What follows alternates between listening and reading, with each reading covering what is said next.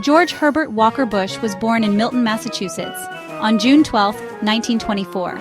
His parents, Prescott Bush and Dorothy Walker Bush, instilled in him a strong sense of duty and service.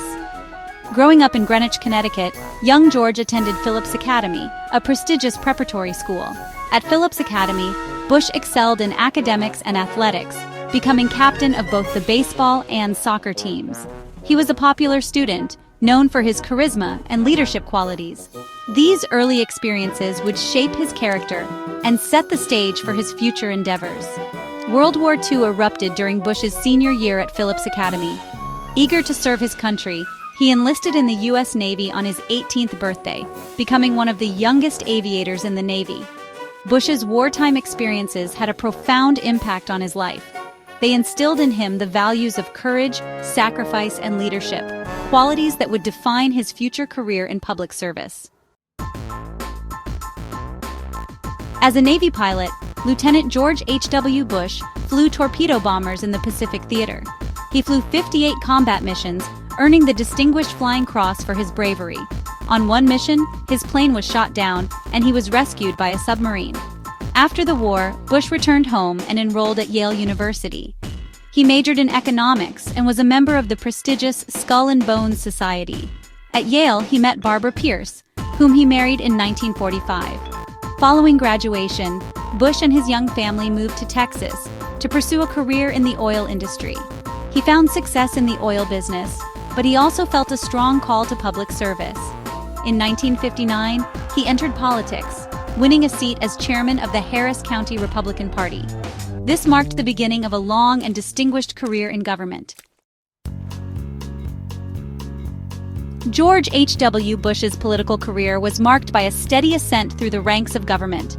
He served in the U.S. House of Representatives as U.S. Ambassador to the United Nations and as chairman of the Republican National Committee. President Richard Nixon appointed Bush as U.S. envoy to China, a critical role in opening diplomatic relations with the communist nation.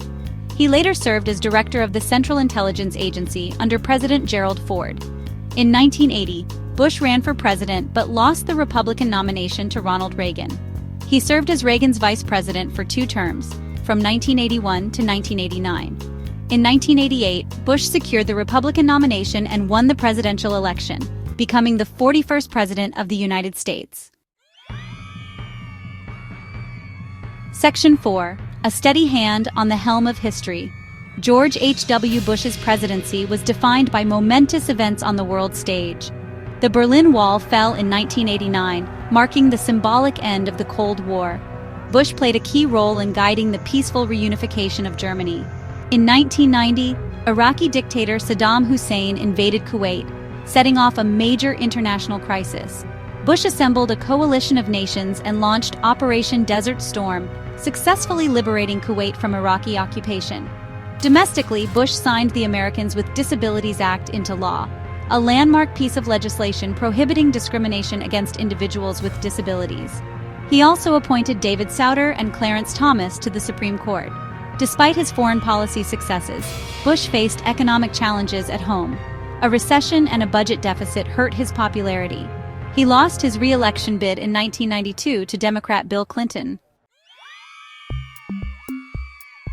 Section 5. The End of an Era, Legacy and Remembrance.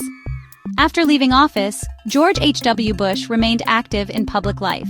He and former President Bill Clinton worked together on humanitarian efforts, including relief efforts for victims of the 2004 Indian Ocean tsunami and Hurricane Katrina in 2005. Bush also witnessed his son, George W. Bush, become the 43rd President of the United States. In his later years, he continued to advocate for public service and volunteerism. George H.W. Bush passed away on November 30, 2018, at the age of 94. He is remembered as a man of integrity, humility, and unwavering dedication to his country. His life and legacy serve as a testament to the power of service and the enduring values of the greatest generation.